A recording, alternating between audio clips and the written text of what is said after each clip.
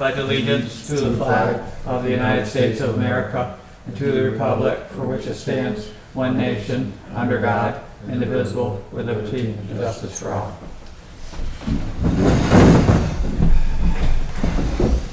Okay. Before we start the meeting tonight, I just want to pay some recognition to Nate Smith that passed away this week. He was a longtime select board member and very active in the community his whole life, and I would just like to recognize him. Okay. He rest in peace, boy. He surely did earn it. It wasn't never done. He sure did. Never rested, just like your dad, boy. Like I remember you saying a long time ago, they don't make men like that anymore. Talking about those two.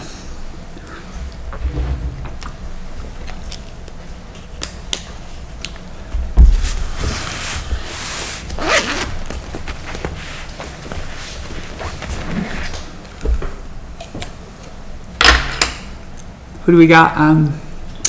Just John and Jessica tonight Okay. on Zoom, and Frank in the audience, and myself, Mike, Rich, and Bob as select board members. All right. Any addition or deletion? So I think that we'll need an executive session again to keep talking about personnel, Okay. or I guess rather labor relations agreements with employees. And I think that's the only addition. Okay. As far as deletions go, I don't know if there's anything that you're not ready to talk about. Everybody has an agenda, so. No deletions that I Okay. am aware Perfect. of. The minutes? What does everybody feel about the minutes? I'll make a motion to approve the minutes. I'll second that. Bob seconded it. Any more discussion? All in favor? John? Yes. Jessica? Jessica? Yes. Yes. Rich? Yes. Bob? Yes. Approved. Carried. Pre-requested nothing. Announcements? Nothing. Anything from the zoning administrator? No, Planning commission is not yet, right, Jessica? Yeah, that'll be next week time. Okay. Road foreman? So I talked with Keith today.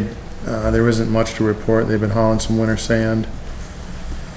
They're piling some shoulder stone over on Buttons Falls Road for that paving project.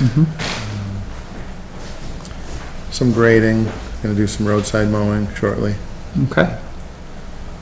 I know they've been doing some work in the shop, fabricating and some welding on a bucket.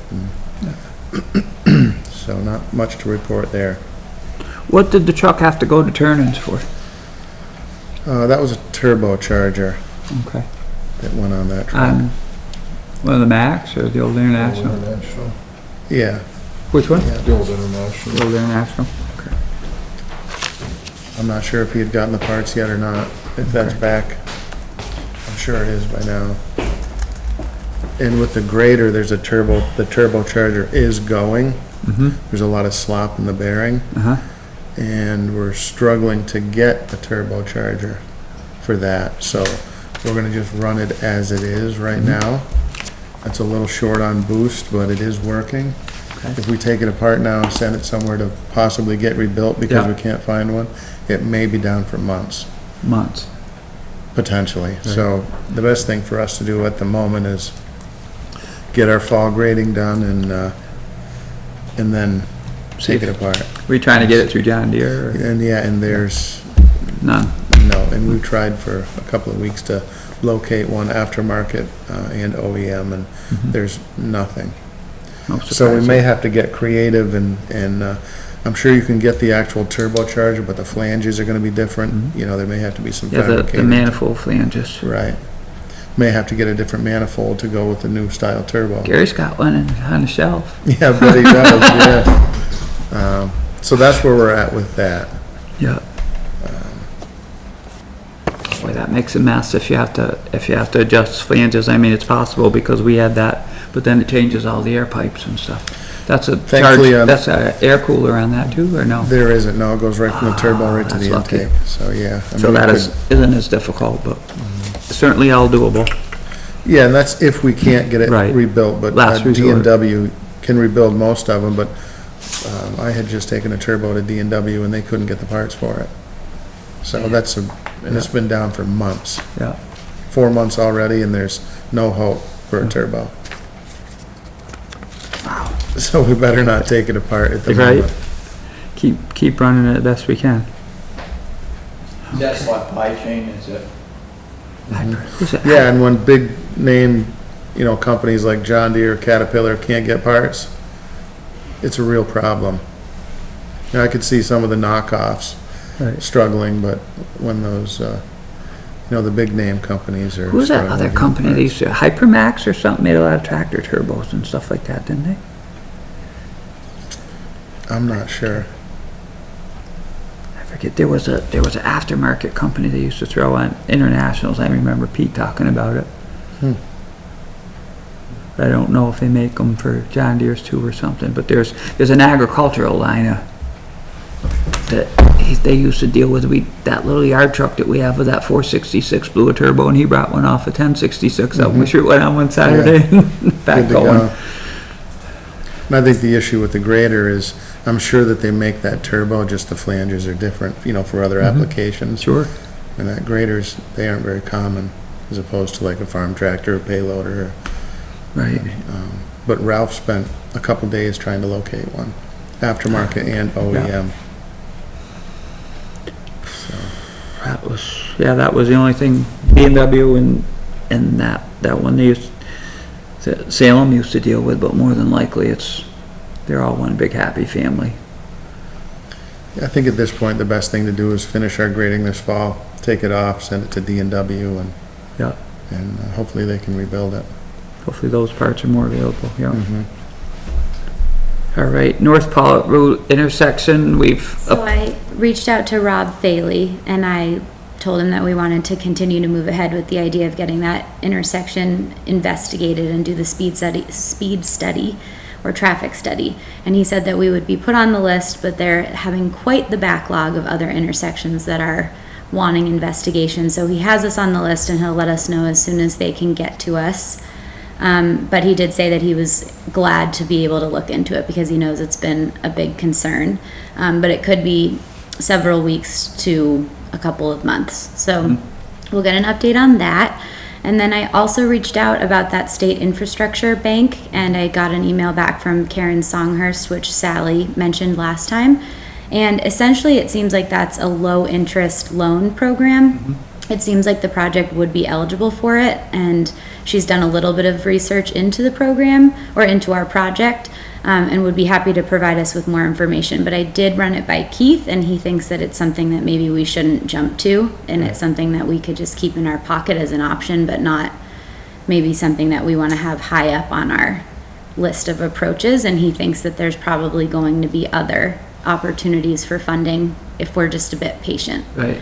So she said that she would be more than happy to provide more information, and I'm pretty positive I forwarded you all that email from her. It was a bit long. So you can take a look at it, and if you want her to come and talk about it or something, I think she'd be happy to do it. So it is out there. And so when I talked to Keith, he did say that the options that Sally talked about were all good, but a lot of those would probably require some sort of a loan program or a match, or it wouldn't just be straight up funding. And a lot of people are sort of vying for the opportunity to get that sort of aid. And the likelihood of us just being able to get sort of a handout is slim. And that if we're just patient, we might, find that we can get more actual good grant funding. But I don't know if patience is an option for this project or not. I did not reach out about insurance at all. I wasn't sure if we wanted to do that. I know last time there was talk about talking to the VLCT or Merrill or something about what our liability is for that road, but I also know that maybe there's going to be some temporary fix. Did we talk about that? So they're gonna dig the road out where the hump is. Yeah. And make it more gradual. Okay. Fill it back in with with some sure pack and then top it with some asphalt Okay. So, to take the, so we can be a little patient then. There will be something temporary. It hasn't settled anymore for like all summer, I don't think. But maybe it's settled out, and if you put that in, that might be it's a great idea. But we should think about how we want to, because we do have $100,000 to use. So I think that we should make sure that we use that, because that was given to us, not as a favor, but it was one of those, hey, we have some extra money laying around and we're offering it to you. So I think we should make sure that we think about how we're going to utilize that. Well, we certainly have a pretty good idea of what we need to do. And we could certainly start and build off of that $100,000, go as far as $100,000 will get us. It's not gonna change the end result, it's just a Right. stepping stone. Yeah, and there was no requirement that we had to complete the whole project with $100,000. I can't remember whoever it is that organizes that program that we've been talking to. But he basically was just like, just use it for whatever you can use it for, and we obviously just need to provide proof of using it for that project, and there is, I think, a small match, so. I did reach out to the state. One day I was thinking about it, so I emailed Rob and I asked him if there was any old engineering that went with that project from when they did it in the 70s. And he sent me a couple links. He said it's pretty tough to find that old stuff, and I don't know how much is digital. And I just haven't had a chance to reach back and see what I can find I and saw those emails. and to figure out who funded that project back when we did it then, because I know the town didn't fund it, Right, you know, so we wouldn't have been able to fund that big of a project. right. So I started working on it, and then I kind of got sidetracked. And Keith Mason mentioned that, that was all part of the sewer or the wastewater. some of the preliminary, Yeah, he mentioned that the other day when he was at the office. yeah, apparently that was some of the preliminary things that they needed to accomplish So they before could run the line through there. they run the line down the old road instead of digging up the old road. But the old road was falling in. So it was kind of twofold. It wasn't just to get the sewer line down. Okay. Because the old road was falling in on the same side. Because I believe that quarry was a lot deeper than the one to the south of it. That quarry right there is called the number 4 pit. And that's quite a lot deeper than the one farther south. For some reason, it sticks in my head that quarry was nearly 300 feet deep from old, On the other side? the number 4 pit that's falling in. Because farther down below water level, there's tunnels that go back in to the east. And I remember, there are some old pictures that my mother had of them being down in there, and you could see that it was quite deep. And risky. So, yeah, we have the money on that, so we should kind of work on that. That'd be something good for, to rent some equipment and have our guys do it in the winter, potentially. Yeah, especially if we don't have a lot of snow right off the bat. There's not a lot else they could do, but they can move rubbish. And Keith is meeting with Stephanie, who's going to help him to close out the Kelly Hill Road grant. So he said hopefully that should just be quick and easy, and so that should be done too, and we should get reimbursed for that. Good. So that's about it for, do we have any idea when they're gonna pave yet, or not? Sometime in October. Sometime, okay.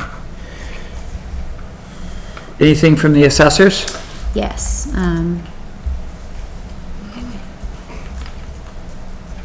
so, the assessor's office sent along another errors and omissions for a change in the grand list. And you all got it through email. Okay.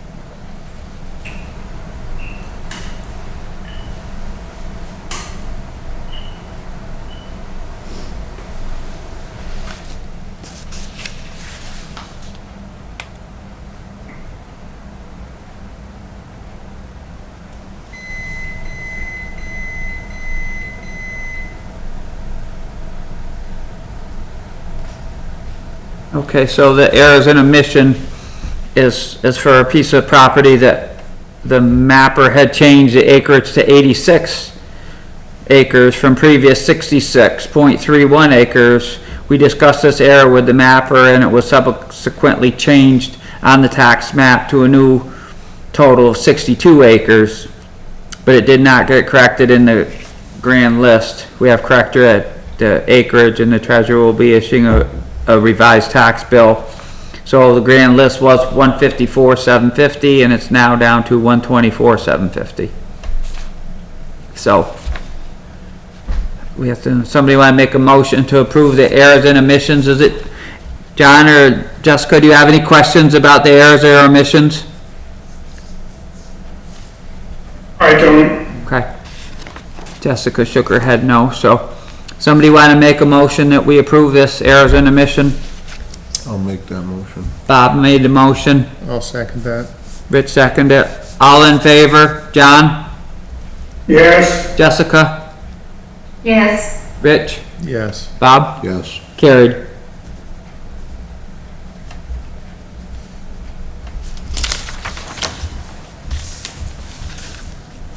Anything from the assessors that you have to report on, John? I do not. I haven't had any contact. Okay, thank you. Town clerk's memo. So Deb sent a memo, I think you all have it. There's a memo from the Vermont Criminal Justice Council with regard to constables, which we can take a look at. Reminder that there's a very short virtual BCA meeting next Tuesday. Did you all get that? Deb is out of the office the remainder of the week for the VMCTA conference. I will be checking in and out on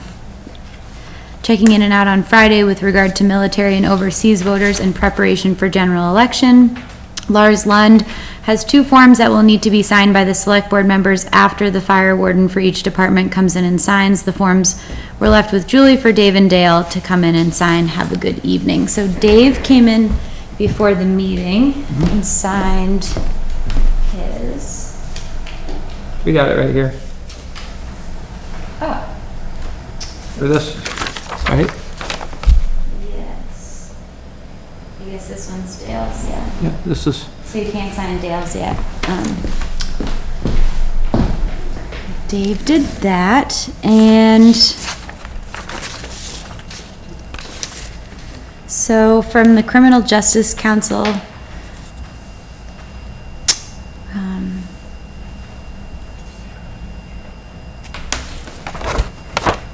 so in an effort to provide outreach and education to our town and city partners, the Vermont Criminal Justice Council, in conjunction with Vermont Leagues of Cities and Towns, are sending you this information regarding town and city responsibilities when employing and supervising constables. After an election period, each town must submit an employment notification form that notifies the Vermont Criminal Justice Council that a constable is being utilized in your town. Per legislative mandate, agencies and towns are required to report any employment changes to the academy within 10 days. The form is called an employment change notification form and can also be found on our website. For a constable to perform work as a law enforcement officer, including enforcing municipal ordinances, that constable must be a certified law enforcement officer in the state of Vermont and conform with the annual training requirements and any mandatory training as designated by the council or the legislature. Additionally, each town as the employing agency is responsible for reporting the VCJC annual training requirements for each constable with law enforcement certification. As the designated agency head, the town must also comply by adopting and following mandated policies each year. As part of the submission, the town will be required to submit an affidavit explaining the duties of your constable. Annually, the academy sends this pamphlet to employers of law enforcement to let them know exactly which training is mandatory for the calendar year. We will also periodically send out information on training, policies, and important information. Our website has information and a section specific to constables. At this time, we need each town to fill out an employment change notification form for all current constables and send the completed form to someone at vermont.gov. We will be creating a group email list to the town managers and lead municipal officials or designees to send future communications to, and our goal is to help each of you, the constables and the academy, by working together. So we have to fill that out for our constables. Is that just Dave right now? Dave and, who's the other one? Bill? No. Tom? Oh, yeah, You know? yes. Right. He's the other one, right? So we have to get that to both Dave and Tom.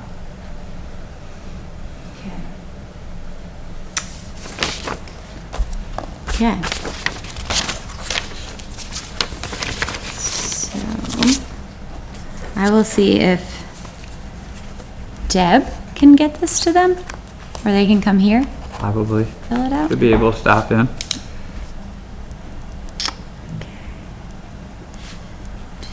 Dave and Tom.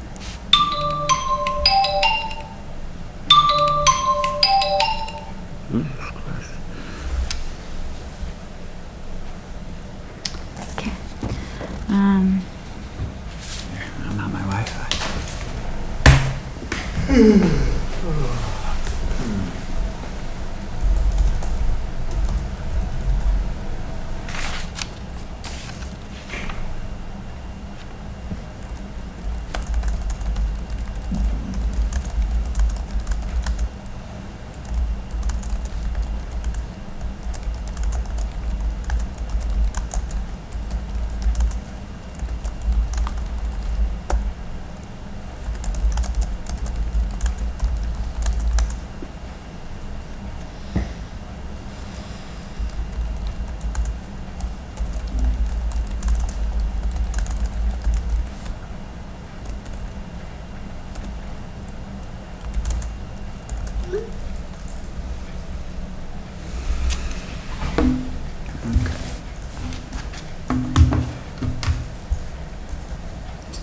As far as the town clerks go, that, I was looking, because I remembered that email, there's that email, the proclamation for the Child Cancer Week.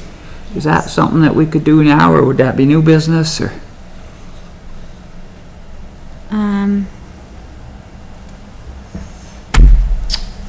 When would you like to talk about it?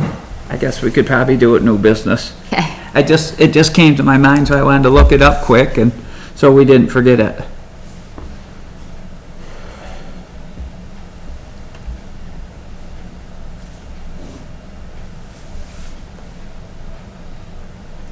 Okay, so we're all good with the town clerk's memo then? I believe so. Yep, I think we're good. Okay. Treasurer's memo? Right. So there are 2 warrants this week. The payroll for this period was $9,112.78. Accounts payable was $38,345.60. General fund monies, $13,568.14. Highway, $19,587.97. Wastewater, $5,189.49. Tax collection went well, and I will have the breakdown at next meeting. Several Pawlet residents have been able to take advantage of the tax and utility assistance programs that Vermont is offering. And today Julie met with the auditor. And the 2 motions are for payroll warrant number 23014 for $9,112.78 and accounts payable warrant 23015 for $29,232.82, respectfully submitted by Julie Mack. Okay, does anybody have any questions on the treasurer's report? Does anybody want to make a motion on the warrants? I'll make a motion on, to accept warrant number 23014 on the payroll and accounts payable warrant number 23015 Okay, for $29,232.82. And the payroll warrant, $9,112.78. okay, do I have a second? I'll second that. Bob will second that. All in favor? John? Yes. Jessica? Yes. Rich? Yes. Bob? Yes. Motion carried.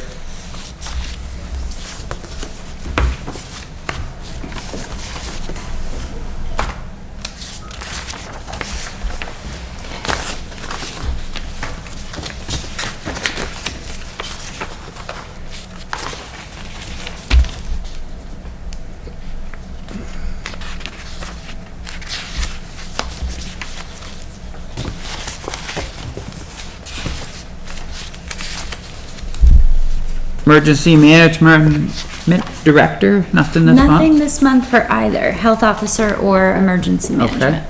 Wastewater, that was actually just Jill texting me.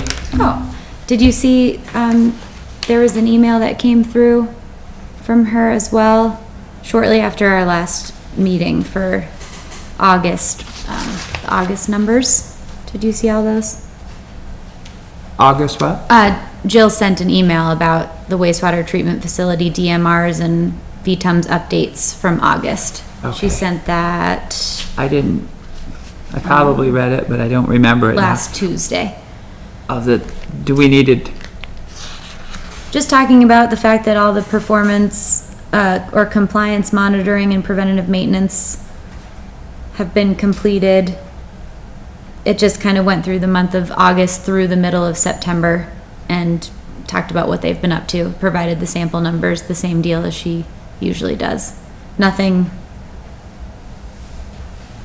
Okay, I'll just read her little story right now. Okay, so she talked about the replacement. There was a replacement of that emergency board.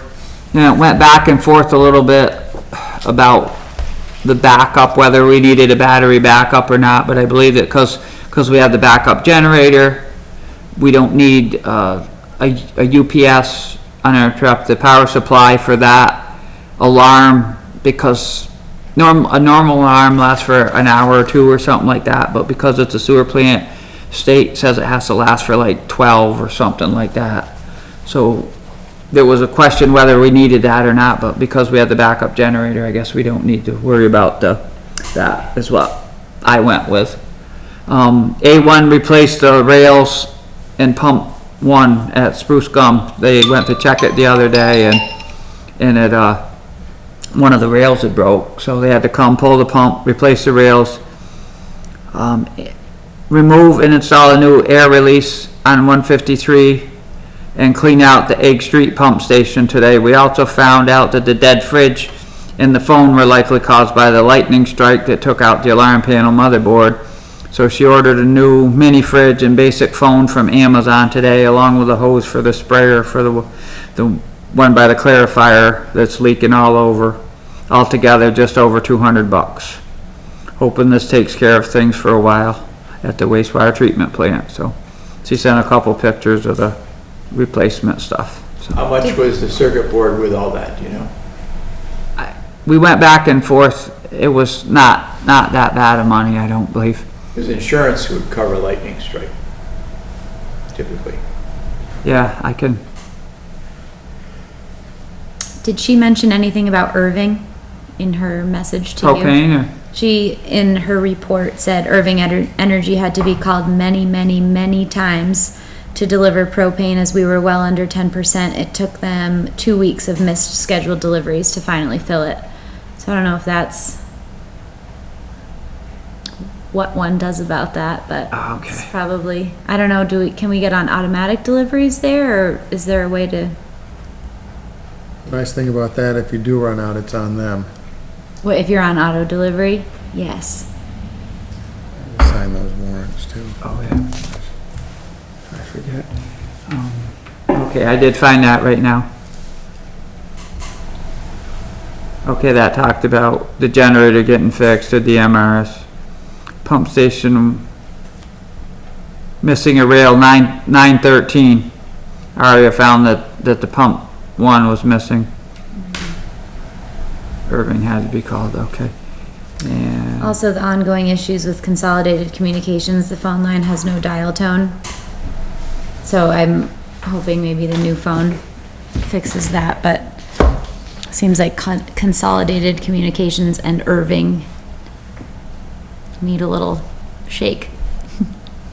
Everybody's Perhaps. understaffed Well, yeah, all but over the place. I think it would be a good idea to put it on automatic. And we're not saving anything by not being on automatic. yeah, I mean, I don't, it kind of seems like it makes sense. If they were to run out of propane, I think it would cause more issues. And there's no way that we don't have the luxury of running out.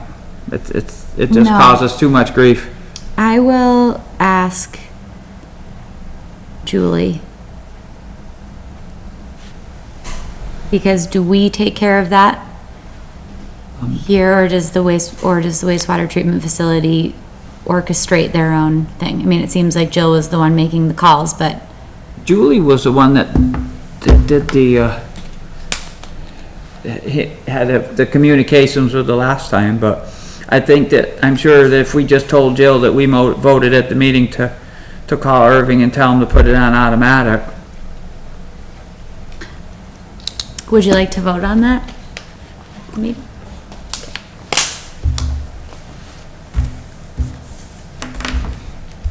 I'll tell her that right now. Save myself some time. We're all in favor of putting the propane on automatic at the sewer treatment plant. You guys all good with that, putting the propane on automatic delivery at the sewer treatment plant? Yeah, that's fine, that makes sense. Okay, I'll text her right now.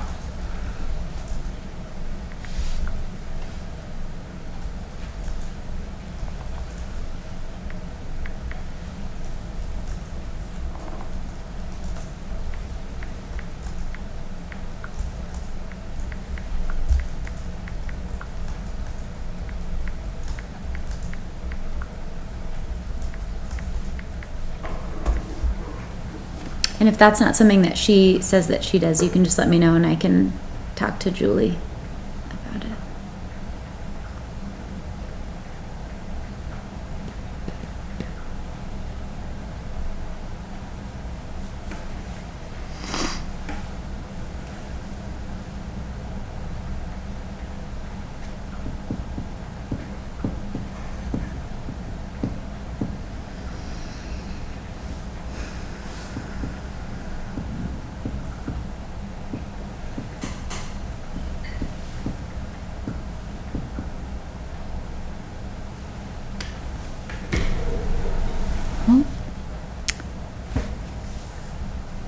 Harry's joining the party.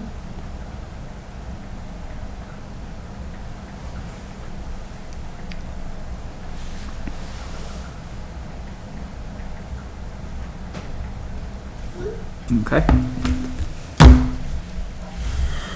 Facilities report.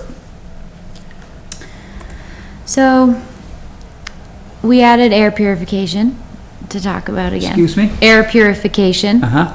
is on there, as well as town hall Okay. repair. Oh, I have, I can speak to the air purification a little. So, Mike sent me, I think he might have sent it to everybody, a list of like, it was a consumer report, sort of best air purifiers. And I had a look through some of those, and I also have been checking, like when I went to the dentist, I was checking to see what air purifiers they have. So I think I have a list of 2 or 3 brands that are very highly considered. I plan to put together for tonight a quote for each of those brands. However, I do still need, and I haven't got yet from Deb or Julie, the dimensions of the rooms. So I don't know if anybody who's got a good eye for it can just sort of give me an estimate of the dimensions. It would be the big room and Deb's office. And I don't know how many square feet each of them is, so I can't really put together a quote until I know that. I talked to Julie and she says she doesn't need one separate in her room, and I don't think Jonas needs one separate, and I don't know if the auditors need one separate, but Deb needs one, and the big room would need one. Okay. So, one of the things that I saw that took away from that report that I found, and I Googled it quick at lunch, I really didn't put a huge amount of time into it, but it didn't recommend the ozone type purification system.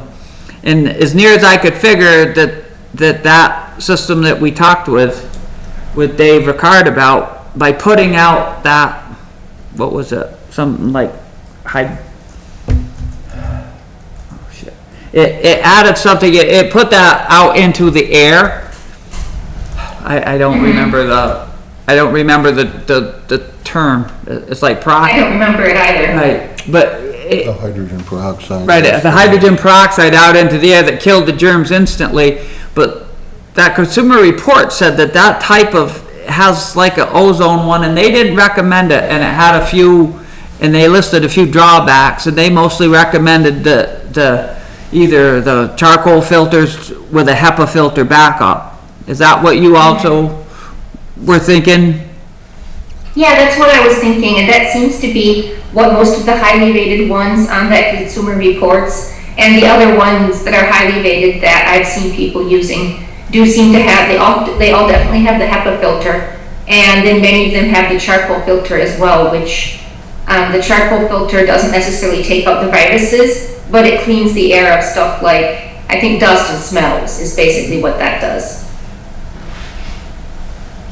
But yeah, so as soon as I get the dimensions of the rooms, I can put together a couple of specific quotes for a few of these highly rated ones that aren't the ozone kind. My gut feeling is that it's probably going to be under $2,000. Yeah, that's what I was seeing too, that it looks like those are a lot more reasonable. I know that the one I have at my house has a HEPA filter and a charcoal filter. The filters are about $100 once a year, but it's quite amazing to see what the pre-filter gets in just like the course of a month. It's like, wow. I was shocked, honestly. There are a few ones that have a pre-filter that's washable, so you don't have to replace the pre-filter, and then there's other ones that have two separate filters you have to replace. But in general, the filters don't, like you said, they don't cost more than $100 per year. And often if you sign up for the machine, you can also sign up for them to just send you the filters at the right time, which would be convenient. Yeah, so no one forgot.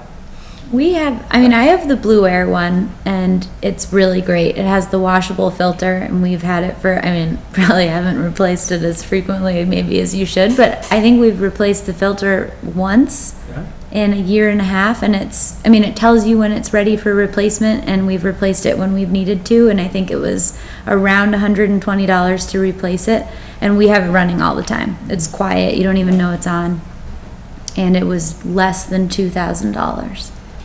And yeah, most of the highly rated ones are also very quiet.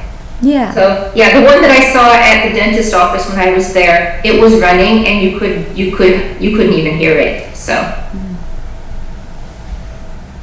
Well. So I hope for next time to have those quotes. That would be great, thank you. And also, you got that quote from Rudd Builders? I did, yeah, you sent that to me. I wanted to, it looks like the total of the repairs for the boards, the door and the window would come to a total of $2,350. Right. So I wanted to ask the rest of the select board, do you think it's worthwhile to write a grant for half that? Or would it be better to just get it done? My thought is, since it's not a whole lot and the grant would only be 50%, it might not be worth it. I would just hire the work done myself. I don't think it's worth it to write a grant for that, honestly. I agree. I agree with that. So, do we want to make a motion to hire Rudds to, they're the only ones that even tried, but they've done quite a lot of work at Telescope over the last couple of years, and I'm very satisfied with any of the work that they've done. You've known Dave for a long time and stuff, and they fixed the slate roof here, and we haven't heard any complaints about that either, so. Yeah, they did that very well. I'll move that we hire Rudd Builders to make those 3 repairs that they put in the quote for us. Okay. Have a second? I'll second it. Bob will second it. All in favor, John? Yes. Jessica? Yes. Rich? Yes. Bob? Yes. Motion carried. Okay, I'll text him right now.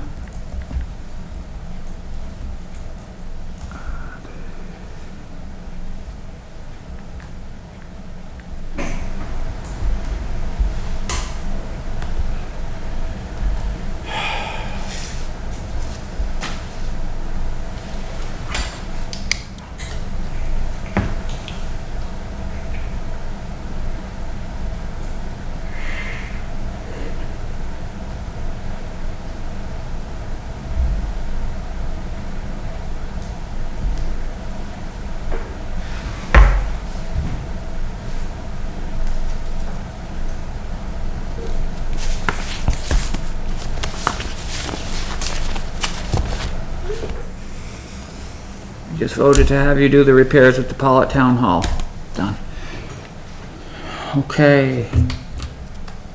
Older unfinished, oh, new businesses after, older unfinished businesses, I guess we are. Cannabis control. Did you went to that class the other day, Jessica? Yeah, I have a little bit of information. So unfortunately, there is no official form yet for us to sign to say that we approve a particular cannabis.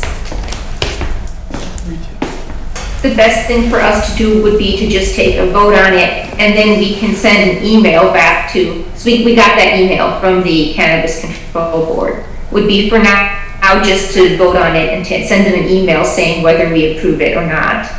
The other thing that I'm assuming eventually they'll have forms like how the Liquor Control Board does, but they haven't got them all ironed out yet for the local level.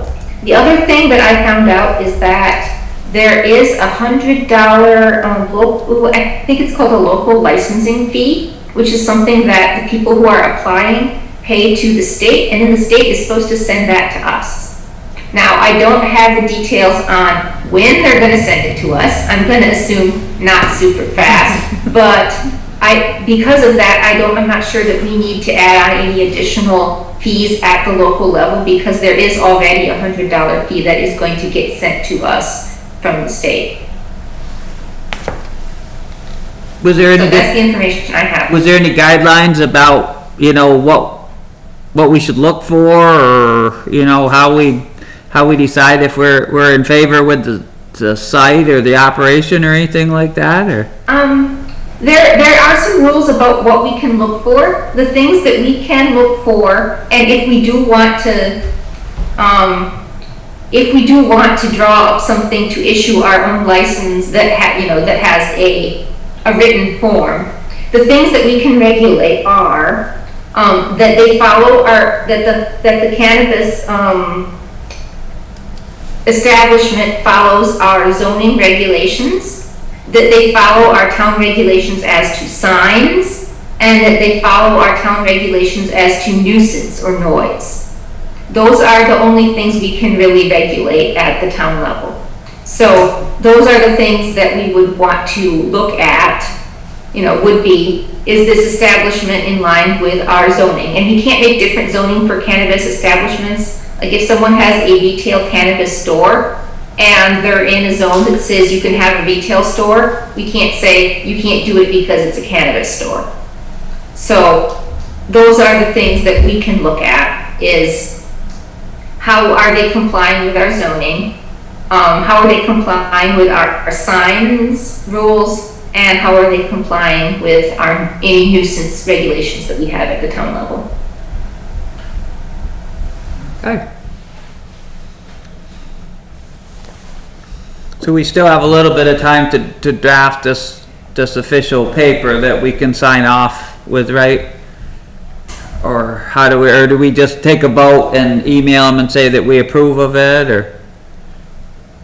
I mean, my thought would be that we take a vote and then we email them, and then in the next little while we draw up we draw up some sort of official license. I don't think we necessarily have to have it right away, as long as we have the approval that goes to the Cannabis Control Board.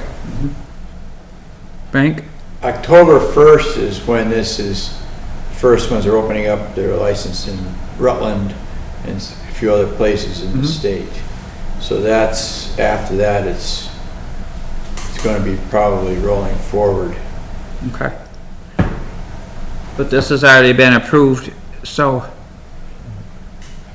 and I assume that the applicant made sure that everything was in order with local zoning, etc. The application for the state, when you're applying with the state, you have to adhere to your local zoning. That's part of the application, Okay. agreeing to do that. Also, you have to provide that you're in good standing with taxes and everything else like that. So they met all the requirements before the applicant has to meet all the local requirements before they can apply to the state. Okay. That's Good. my understanding. So what's everybody feel? Do we want to take a vote on this now, or? I feel that since we've posted it for 2 meetings, that if someone wanted to discuss it or had a problem with it, they would have brought it to us, and we as a board have not had any reason not to accept it, and so I'll make the motion that we approve it. Okay, do I hear a As long as second? they're following the guidelines set forth by the town. I'll second that. Bob made a motion and Rich seconded for the approval of the cannabis growing establishment. What, I don't forget what exactly Retail. was that. It's a growing establishment, the one that was sent. Okay. The application that we have. Any more discussion? All in favor? John? Yes, Jessica? Yes, Rich? Yes. Bob? Yes. Carried.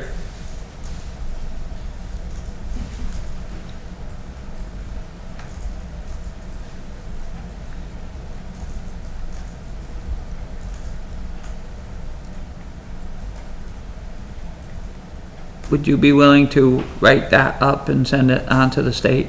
Thank you, Kristen. New business. Just to add also, I think that when we're coming up with the asks as these continue, if and when, what is provided to the state is incredibly robust, and I think that the town could maybe go through and look at some parts of the state application that are most applicable to the town and ask that the applicants, even after it's already been approved, in Yeah. this case, we can ask that the applicants provide certain things to the town. In the event that we'd just like to have it on file and just some different information about what they're up to, I think that that's completely, I think that that might be sort of nice, just for the town to be a little bit more aware, and the applicants are already putting all of this information together, and it's in a state database somewhere. So, As we work through this process, we Yeah. can kind of fine tune it a little bit. yeah, I just think that there's so much information that goes to the state, so it would be no problem at all, from what I've gathered, for any applicant to be able to just kind of create a smaller little package to be able to give to the town, just so that we have it on file and can Okay. kind of keep tabs on what's going on. So, Good, thank you. okay. Is there any other older unfinished business?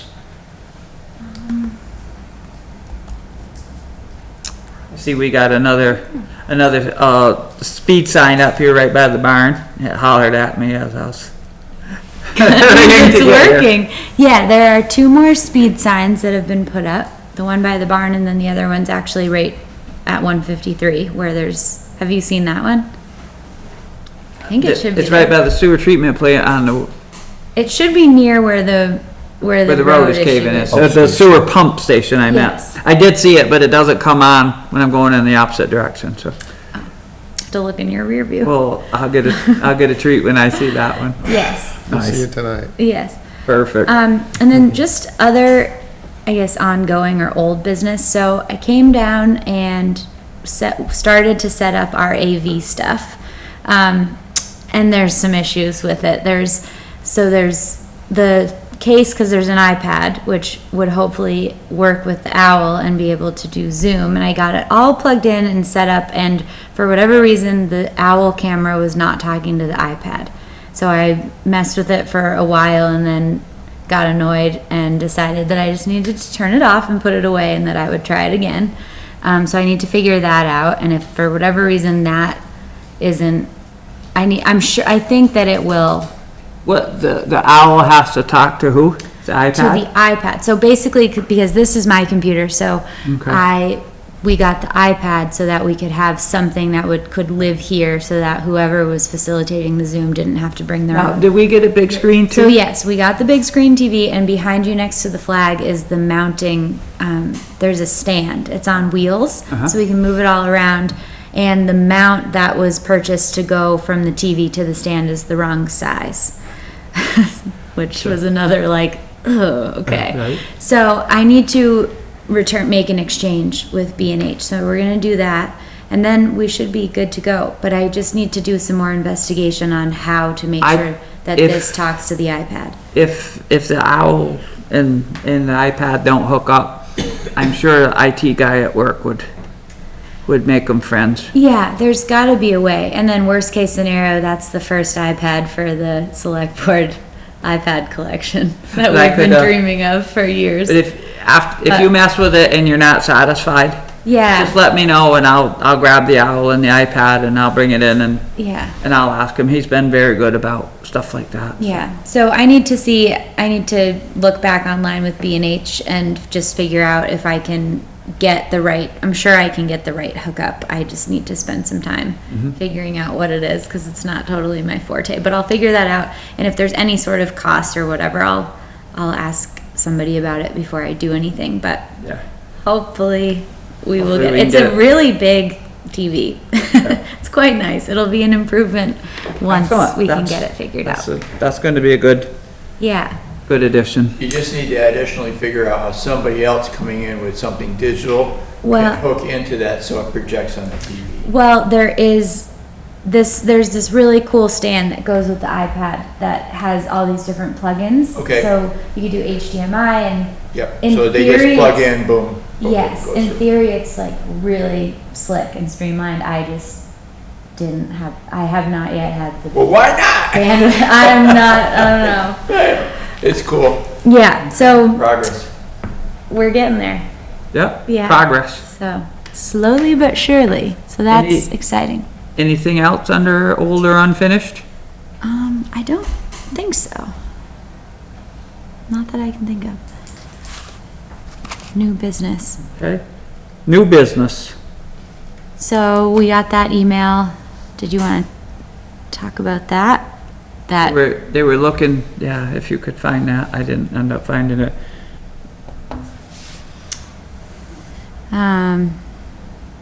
They were asking all the towns to vote to proclaim a week in October, Childhood Cancer Prevention Week or something like that. We are writing to request a proclamation recognizing October 23rd through October 29th as Childhood Cancer Awareness Week in Pawlet. So the Lions Club of Bar will sponsor their request this year. They will continue to coordinate activities, and I can forward the email out to everybody else, but at this point, they're just looking for the town to Right, make a proclamation of that week. right, and they had a sample proclamation at the bottom. I scanned down that far quickly. So the 23rd through, 29th, I think. Through the okay, 29th. so Sunday to Saturday. Yeah. You would think they would have made it end on the 31st for Halloween for kids or something, but just a thought. Maybe next year. So, It's quite, the sample is several paragraphs long. Would you like to hear it? no, Okay. how does everybody feel about that? Do we wanna I don't see any negative reason why we couldn't. just proclaim that we're participating in that? What do you guys think? You okay with that? That we, proclamation that we, what exactly did the words, I mean, they listed, did you guys get that too, to look at or not? Yeah, I got it. I looked at it. It seems fine. It's just, saying how serious childhood cancer is as a disease, and that, people should be aware of it. Just acknowledging, basically it's acknowledging that we support that week as Childhood Cancer Awareness Week, okay. So Bob made a motion that we Support it. make that proclamation. Does I'll we second support that. that? Rich will second it.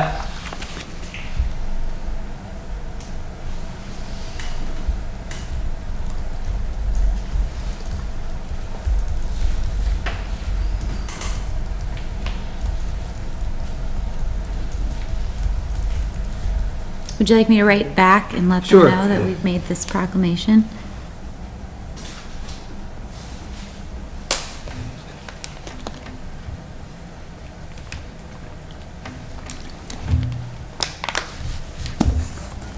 Okay, so we have a mover and a second. Any other discussion? No, you're gonna read it back? Oh, motion made to proclaim October 23rd to the 29th as Childhood Cancer Awareness Week in Pawlet. All right. Is that what we're talking, is that what we're seems saying? quite good. I don't know if we have to go through that whole proclamation thing Oh. or not, but, Okay. Would you like me to read it? no, let's just review it during the course of the week and see if we. So it's a sample, and then at the end it says, please add your concluding statement. So I'm not exactly sure what they're looking for. But it just says, whereas the American Cancer Fund for Children and Kids Cancer Connection report cancer is the leading cause of death by disease among U.S. children between infancy and age 15. This tragic disease is detected in more than 16,000 of our country's young people each year and every year.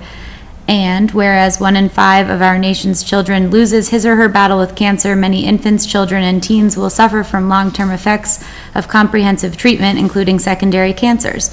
An estimated 400,000 children and adolescents are diagnosed with cancer globally each and every year. And whereas founded nearly 30 years ago by Stephen Firestein, a member of the philanthropic branch of the Max Factor Cosmetics family, the American Cancer Fund for Children, Inc. and Kids Cancer Connection, Inc., along with Lions Clubs International, are dedicated to helping these children and their families. And whereas the American Cancer Fund for Children and Kids Cancer Connection provide a variety of vital patient psychosocial services to children undergoing cancer treatment at the Children's Hospital and UVM Medical Center in Burlington, the Children's Hospital at Dartmouth-Hitchcock, and Lebanon, New Hampshire, as well as participating hospitals throughout the country, thereby enhancing the quality of life for these children and their families. And, I'm almost done, whereas the American Cancer Fund for Children and Kids Cancer Connection also sponsor toy distributions, Laughternoon, Laughter is Healing, positive appearance programs, pet-assisted therapy, family sailing programs, KCC Supercar Experience, educational programs, and hospital celebrations in honor of a child's determination and bravery to fight the battle against childhood cancer. Please add your concluding statement. I think So- that we can just say that we support it. Yeah, I mean, the concluding statement could just, I mean, if you follow whereas, it's usually be it resolved, right? So it could say, be it resolved that October 23 through October 29 is designated as Childhood Cancer Awareness Week in Pawlet. Sounds good. Thank you, Jessica. Perfect. Did you get that, Kristen? Yes, so is that, we're putting all of that into a motion? I'll just write it all out after. No, I don't think we're gonna put that all into the motion. You just add, the that town you're of adding Pawlet to it with whereas. We're just gonna say that we, An agreement. and then we could just, we could take that whole thing and we could post it, say that we did all Yeah, that. it should probably be posted. And I think that these people wanted to get a copy of our proclamation.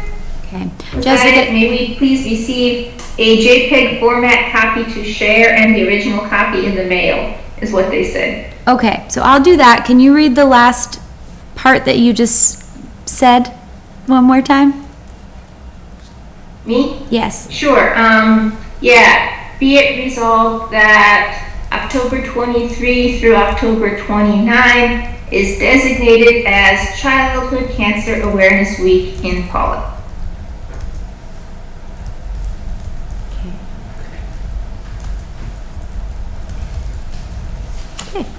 I will do that. Thank you, Kristen. Did we vote on it? Yes, now we're ready to vote on it. All in favor, John? Yes. Jessica? Yes. Rich? Yes. Bob? Yes. Carried. Okay. Is there any other new business? Yeah, there was something that came from Comcast about Comcast community outreach and talking about how Comcast is providing innovative services. There's emergency contact information. So in the event of a network-related issue with any Comcast service or infrastructure, there's a 1-800 number that perhaps we could well, I was gonna say we could put it on the website or post it here. It wouldn't do very good on the website if we're out of service. But there's also an affordable connectivity program and internet essentials. So the Affordable Connectivity Program is a federal government program that provides eligible low-income households up to $30 per month credit towards the cost of internet and/or mobile service. Program participants who select plans that cost $30 or less will essentially receive their service for no charge. So I thought that that might be something good to put out there as well as we continue to try to make certain different offerings available to people, especially in an area like this where you need internet to be able to. Good. Yeah, Frank? Kristen, I think that, I know that it's not just Comcast that's doing that, VLCT, not VLCT, sorry, VTEL, who is my internet service provider, has also been doing that, giving you $30 off if you are below a certain income. So I think that would be something worthwhile for us to notify people of in the next email blast. Okay. I'll talk to Sean about that. Frank? I looked into that, and it's a federal program, and there's a qualifying application, which is a bunch of personal information, and the $30 is one aspect of it. The kickback of the $30 is another aspect. It could go away, according to the Comcast staff I talked to. So it's at least the $30, which is off from 100 or whatever for the internet. But it could be free, and most senior citizens would qualify for the free level and at least the $30 level. So it's a good deal. Good. Thank you, Frank. That's it for new business? Public comment? Oh yeah, quickly, this is a future-looking reality. What it has is India and Russia no longer need the US dollar, says the BRICS president. BRICS is 5 countries. It's Russia, China, India, the country of South Africa, and Brazil, with 5 more applying to it, including Argentina, Iran, and some others. And what they did is this spring, the BRICS group got together and approved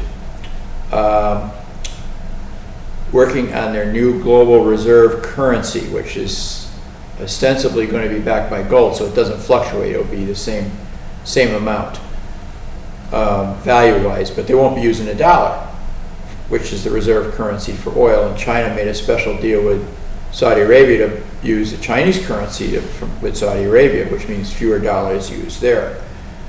The vast number of dollars in the world is a huge supply, and their goal is to get away from this. And one of the reasons why is because, as we know, the dollar is being used as a club politically. Was trying to be used against Russia, but Russia's before setting up this Ukraine thing, they basically back the ruble with gold, so you can't crash the Russian currency because it's set on gold or fractionally. So it's a bit of a war thing. And these countries, the only countries back in our Ukraine position are the United States and North America and Europe. You look at maps around the world, and nobody else is really on board with it. India isn't. So what this does is, if you go to an auction and there's an oversupply of something, it's not going to be worth much. If it's more rare, it's worth a lot more, and that's how the currency fluctuations go in the money markets. The GDP and the exports of a country weigh in on the value of the currency on a fluctuating basis based on that. And they try to crash Russia on that basis, but since it's backed by gold there, they can't crash it because it's not based, can't be based on that because it's based on the gold factor. Now, European Union has to buy a ton of energy from Russia, and Russia's Putin said, well, we're not going to take euros, we're going to take rubles. So the energy concerns went over to Russia in Moscow and set up bank accounts and are paying for their energy purchases with rubles. Okay, but it doesn't hurt them much because if it's backed by gold, they're not gonna lose a lot. All right, they already know there's a fairly stable value to converting to rubles and going that direction. But this group has also announced that they're going to trade amongst themselves and exclude the West, that's the United States, as trading partners within this group, of which India and Russia already set up an agreement to move in that direction formally. Okay, so I'm trying to understand how this all equates to this meeting. Right. What it does is it puts out a threat of a lot of dollars out there not being used, which reduces the value of the dollar, which is superinflation. And maybe to respond to this, I'll send this by email. This is I've thought that this should happen because this might happen in the future, but I didn't expect this, is that the president in March signed an executive order for all agencies of government with certain time limits to report back to the administration with a plan to do away with the dollar totally, to move to an entirely a cryptocurrency controlled by the Federal Reserve. So this would affect Pawlet, with monies coming in, bond payment, all kinds of financial transactions would be affected because it would all go through this digital currency system. So this is, and there's some people who are upset about it. They don't want to go away from the dollar. And there's one character here who says this is going to take place on December 13th. There's other ones saying, Well, thank you for bringing. This would change. Thank you for bringing that to our attention, Frank. I'll send Kristen a copy of this, and she can send it out. Anyone that's interested can find it. It's the entire executive order in this packet, and it's very extensive. The request that the administration made to pursue an investigation to moving to that, but this direction would be the only thing to save potentially. As I seen it, I thought they should come up with another currency. Okay, Frank, thank you. Now, executive session. Somebody want to make a motion to go into executive session? I will. I'll second that. All in favor? John? Yes. Jessica? Yes. Rich? Yes. Bob? Yes. Carried.